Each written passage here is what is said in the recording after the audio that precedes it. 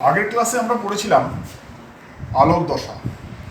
আজকে আমরা পড়ব আলোক নিরপেক্ষ দশা বা অন্ধকার দশা। তাহলে এটা কোথায় হয়? তা আজকে আমরা পড়ব কি আলোক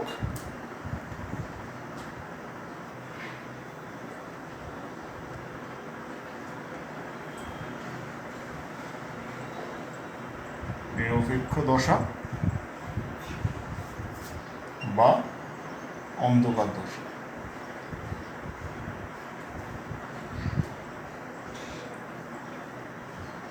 তাহলে প্রথমে এই দশা কোথায় হয়? আগের দিন আলোক দশা কোথায় পড়েছিলাম? ক্লোরোপ্লাস্টের গ্রানা অঞ্চলে। এটা হবে ক্লোরোপ্লাস্টের স্ট্রোমা।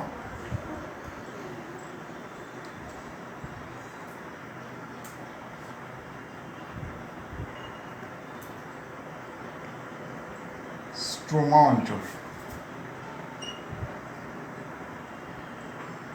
তাহলে এটা হচ্ছে ক্লোরোপ্লাস্টের স্ট্রোমা অঞ্চল সম্পর্কিত।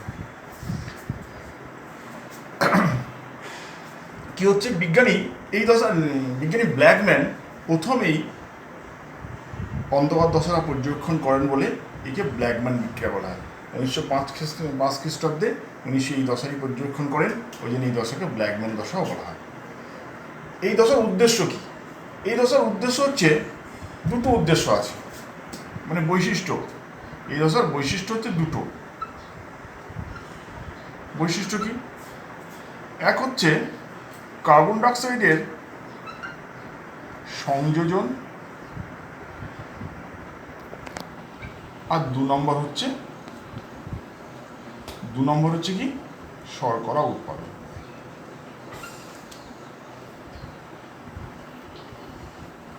তাহলে কোথায় সংগঠিত হয়? ক্লোরোপ্লাস্টের স্ট্রোমাতে সংগঠিত হয়। বিজ্ঞানী ব্ল্যাকম্যান প্রথম আবিষ্কার করেন, থেকে ব্ল্যাকম্যান বিক্রিয়া বলা হয়। এই দশার বৈশিষ্ট্যগুলো হচ্ছে কার্বন ডাইঅক্সাইডের সংযোজন এবং শর্করা উৎপাদন। আর এই দশার উপাদানগুলো কি কি? এই দশায় কি কি উপাদান লাগে? উপাদান হচ্ছে তোমার carbon dioxide, RuBP, NADPH+, DPH, H+, যেটা আমরা আলোক দশায় পেলাম, আর লাগবে ATP। তাহলে হচ্ছে আমাদের এই চারটি উপাদানের দরকার: carbon dioxide, RuBP ribulose bisphosphate, নিকোপার বিজারিত NADP এবং ATP। এইটা হচ্ছে উপাদান। তাহলে আমরা চলে যাই এবারে অন্ধকার দশা। আরেকবার বলে দিই কোথায় হয়। ক্লোরোপ্লাস্টের স্ট্রোমায় হয়। বিজ্ঞানী ব্ল্যাকম্যান এটা আবিষ্কার করেন বলে একে ব্ল্যাকম্যান বিক্রিয়া বলা হয়। বৈশিষ্ট্য হচ্ছে কার্বন ডাইঅক্সাইডের সংযোজন এবং শর্করা উৎপাদন। উপাদানগুলো হচ্ছে carbon dioxide, ribulose bisphosphate, nicotine বিজারিত NADP এবং ATP। এবারে দেখো আলোক নিরপেক্ষ অন্ধকার দশায় কী কী ঘটনাবলী ঘটে। এক নম্বর হচ্ছে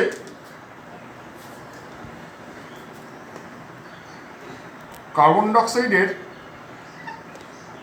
স্থিতিকরণ। কার্বন ডাইঅক্সাইডের স্থিতিকরণ ও PGA উৎপাদন। PGA পুরো কথা হচ্ছে ফসফোগ্লিসারিক অ্যাসিড। তাহলে কার্বন ডাইঅক্সাইডের স্থিতিকরণ কীভাবে ঘটছে? বলছে এই দশায় কোষস্থ আরইউবিপি মানে কোষস্থ রাইবোজুলোজ বিসফসফেট, যেটা 5 কার্বনযুক্ত। তাহলে এই দশায় কোষস্থ আরইউবিপির সঙ্গে আরইউবিপি কী করে? আরইউবিপি হচ্ছে কার্বন ডাইঅক্সাইড গ্রাহক। এই আরইউবিপি বায়ুমণ্ডলে কার্বন ডাইঅক্সাইডটাকে গ্রহণ করে নেয় এবং 3 কার্বনযুক্ত সালোক সংশ্লেষ প্রক্রিয়ায় উৎপন্ন প্রথম স্থায়ী যৌগ PGA উৎপন্ন করে। আরেকবার বলে দিই, এই দশায় কোষের মধ্যে অবস্থিত 5 কার্বনযুক্ত রাইবোজুলোজ বিসফসফেট আরইউবিপি, যেটা কার্বন ডাইঅক্সাইড গ্রাহক, সেটা কি করে? পরিবেশ থেকে বা বায়ুমণ্ডল থেকে কার্বন ডাইঅক্সাইড গ্রহণ করে কি করে? সালোক সংশ্লেষ প্রক্রিয়ায় প্রথম উৎপন্ন স্থায়ী যৌগ ফসফোগ্লিসারিক অ্যাসিড, যেটা 3 কার্বনযুক্ত উৎপন্ন করে। তাহলে কি করে দেখো, 6CO2 প্লাস 6 RUBP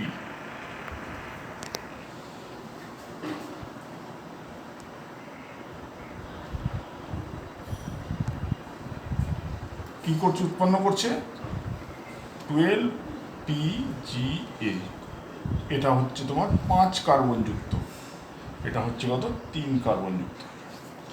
তাহলে 6 অণু কার্বন ডাইঅক্সাইড, সুবিধার জন্যই বলছি, 6 অণু কার্বন ডাইঅক্সাইড 6 অণু আরবির সঙ্গে যুক্ত হয়ে রুবিস্কো উৎসেচকের উপস্থিতিতে 12 কার্বন যুক্ত 12 অণু পিজিএ ফসফোগ্লিসারিক অ্যাসিড উৎপন্ন করে, যেটা 3 কার্বন যুক্ত।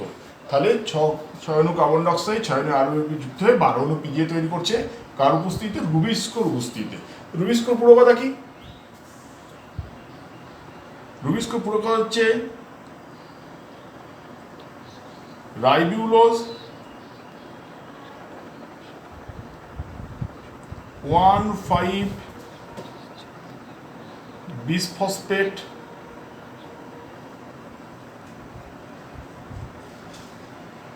কার্বক্সিলেজ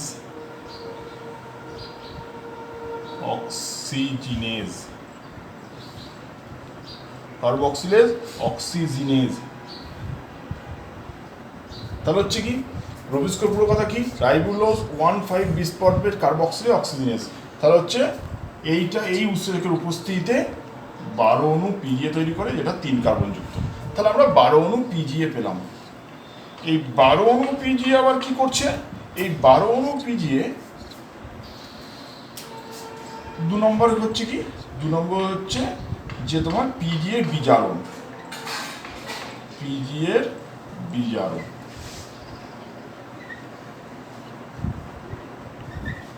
তাহলে আমরা কার্বন ডাইঅক্সাইডটা কে গ্রহণ করলো? কার্বন ডাইঅক্সাইড গ্রাহক আরইউবিপি গ্রহণ করে কি করলো? রুবিস্কো উৎসেচকের উপস্থিতিতে 12 অণু পিজিএ তৈরি করলো, যেটা 3 কার্বন যুক্ত। তাহলে এবার পিজিএটা কি হবে? বিজারিত হবে। কার উপস্থিতিতে বিজারিত হবে? পিজিএটা বিজারিত হবে আলোক দশায় উৎপন্ন NADPH প্লাস H প্লাস বিজারিত nicotinamide adenine dinucleotide phosphate plus ATP, এদের দ্বারা বিজারিত হয়ে কি করবে? একইভাবে 12 অণু PGALD তৈরি করবে। তাহলে কি করছে দেখো, যে 12 অণু পিজিএ পেলাম, সেইটা ATPর উপস্থিতিতে প্লাস 12 অণু NADPH প্লাস H প্লাসের উপস্থিতিতে কি করছে? 12 অণু PGALD প্লাস 12 অণু ATP প্লাস 12 অণু NADP। তাহলে NADPটাকে মুক্ত করছে। কি করে মুক্ত করছে? বিজারিত হয়। এই 12 অণু PGLD PGA 12 অণু ATP এবং 12 অণু NADPH আলোক দশায় উৎপন্ন নিকোটিনামাইড অ্যাডিনিন ডাইনিউক্লিক ফসফেটের সাহায্যে উৎসেচকের উপস্থিতিতে কি করছে? 12 অণু ফসফোগ্লিসারাল ডিহাইড তৈরি করছে, 12 অণু ADP তৈরি করছে, আর 12 অণু NADPH তৈরি করছে। তাহলে আমাদের NADPটা মুক্ত হলো। যে NADPটা আলোক দশায় আবদ্ধ হয়েছিল, সেই NADPটা মুক্ত হলো। সঙ্গে কি পেলাম? 12 অণু ফসফোগ্লিসারাল ডিহাইড। তাহলে ফসফোগ্লিসারিক অ্যাসিড থেকে আমরা 12 অণু PGLD পেলাম। কী করে পেলাম? 12 অণু ATP 12 অণু আলোক দশায় উৎপন্ন বিজারিত NADPH এর সঙ্গে বিক্রিয়া করে উৎসেচকের উপস্থিতিতে আমরা 12 অণু PGLD পেলাম। এরপর আমাদের কি হবে? এরপর আমরা করবো কি? 3 নম্বর হচ্ছে RUBP এর পুনঃসংশ্লেষ।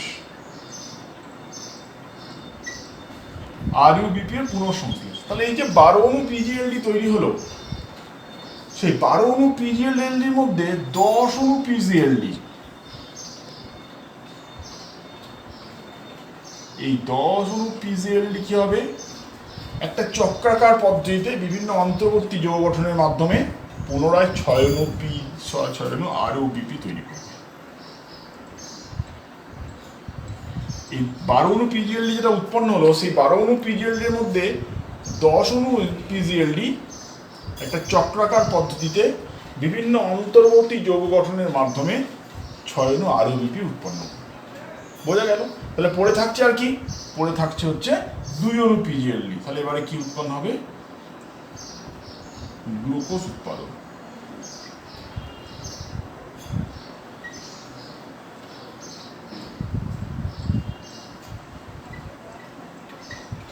গ্লুকোজ উৎপাদন। তাহলে এই যে 10 অণু পিজিএলডি ব্যবহার হয়ে গেল, 6 অণু আরবিপি তৈরি গেল, যেটা আবার প্রথম গিয়ে কার্বন ডাইঅক্সাইড যুক্ত করে পিজিএ তৈরি করবে, আবার পিজিএলডি তৈরি করবে, তাহলে পড়ে রইল কি 2 অণু পিজিএলডি। এই 2 অণু পিজিএলডি থেকে কি হবে, 2 অণু পিজিএলডি থেকে 1 অণু, এই পিজিএলডি আমরা জানি 3 কার্বন যুক্ত, তাহলে কি উৎপন্ন হলো, একটা C6H12O6 তৈরি হলো। তাহলে এই 2 অণু পিজিএলডি থেকে কি তৈরি হবে, গ্লুকোজ উৎপন্ন হবে।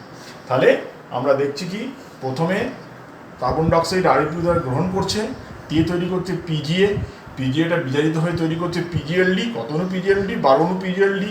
তার মধ্যে 10 অণু পিজিএলডি কি তৈরি করছে, 6 অণু আরবিপি, আর বাকি 2 অণু পিজিএলডি 3 কার্বন যুক্ত কি করছে, 1 অণু গ্লুকোজ তৈরি করছে। এই হচ্ছে আমাদের অন্ধকার দশায় কি কি ঘটনাগুলি ঘটে। এবার আমরা পড়ব আলোক দশা আর অন্ধকার দশার মধ্যে পার্থক্য কি। আলোক দশা ও অন্ধকার দশার মধ্যে পার্থক্য কি।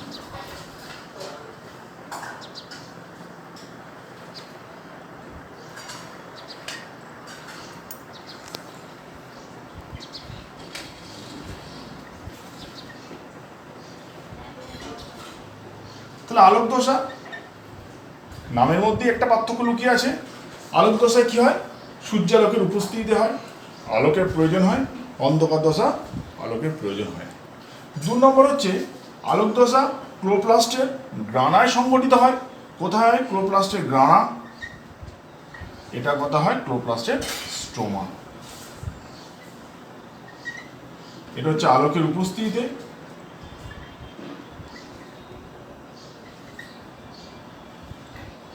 এটা হচ্ছে আলোকের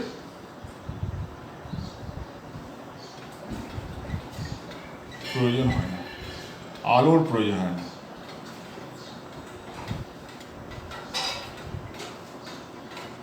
তাহলে একটা হচ্ছে আলোকের উপস্থিতিতে একটা আলোকের প্রয়োজন হয় না, এটা গ্রানায় হয়, এটা স্ট্রোমায় হয়। আর কি হচ্ছে, এখানে যেটা উৎপন্ন হচ্ছে, এখানে আমাদের কি পাচ্ছি, এখানে আমরা পাচ্ছি NADPH+H+ উৎপন্ন হচ্ছে, কিন্তু এখানে কি উৎপন্ন হচ্ছে, এখানে হচ্ছে C6H12O6 উৎপন্ন হচ্ছে। তার মানে এখানে আমরা বিজারিত NADP পাচ্ছি, কিন্তু এখানে আমরা পাচ্ছি কি, গ্লুকোজ পাচ্ছি। 4 নম্বর কি হচ্ছে, এই আলোক দশায় ফটোলাইসিস পদ্ধতিতে অক্সিজেন উৎপন্ন হয়। কি হয়, ফটোলাইসিস পদ্ধতিতে অক্সিজেন উৎপন্ন হয়, কিন্তু অন্ধকার দশায় এরকম কোনো ফটোলাইসিস পদ্ধতি হয় না, ফলে এখানে অক্সিজেন উৎপাদন হয় না, O2 উৎপাদন হয়। তাহলে দেখো, এটা আলোকের উপস্থিতিতে হয়, এটা আলোর প্রয়োজন হয় না, এটা ক্লোরোপ্লাস্টের গ্রানায় হয়, এটা ক্লোরোপ্লাস্টের স্ট্রোমায় হয়। এখানে বিজারিত NADPH উৎপন্ন হয়, এখানে গ্লুকোজ উৎপন্ন হচ্ছে, এখানে অক্সিজেন উৎপন্ন হয়, এখানে অক্সিজেন উৎপাদন হয় না। তাহলে এটা হলো আলোক দশা অন্ধকার দশার মধ্যে পার্থক্য। এবার আমরা পড়ে নেব কি, সালোক সংশ্লেষের তাৎপর্য। সালোক সংশ্লেষের তাৎপর্য।